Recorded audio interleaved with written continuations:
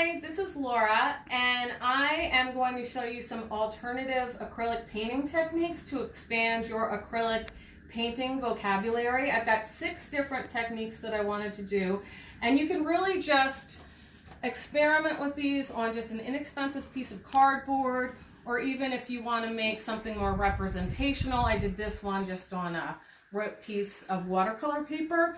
So the things I want to show you are, first of all, acrylic skins. And so what you do with that is you go ahead and you pour paint right onto a sheet of thick plastic.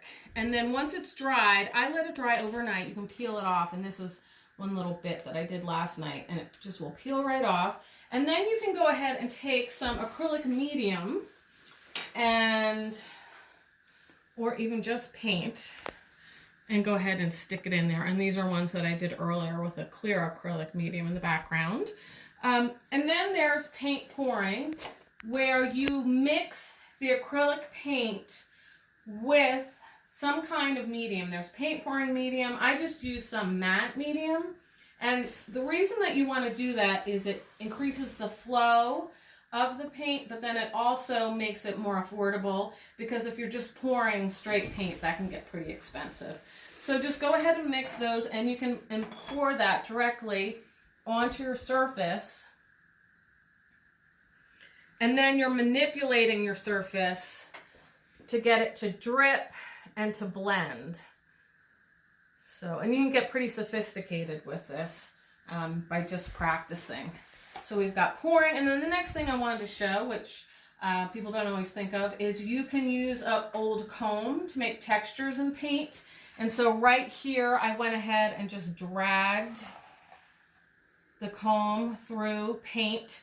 And this is a thinner paint, and then this is a thicker, so you can see that you get these really nice textures.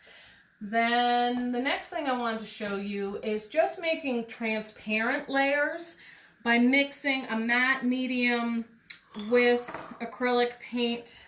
So you can see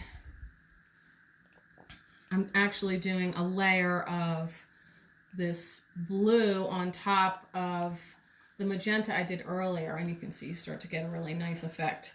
I think that sometimes people just think their only option is to use straight paint, but if you use a transparent medium, mix it with the paint, you can get these gorgeous layers. The next thing is embedded texture. So what I mean by that is taking things like sawdust. I have this old leaf right here that's dried out so much you really just see the veins. And then you could also use something like wasp nest paper, which is really, really cool. And I've been using this in paintings recently. So you just put down a layer of clear acrylic medium. You can press the leaf in. You can press the wasp nest in. You can press the sawdust in. And then last but not least, we've got the palette knife. So you're just using a good old palette knife. You could even use a kitchen knife.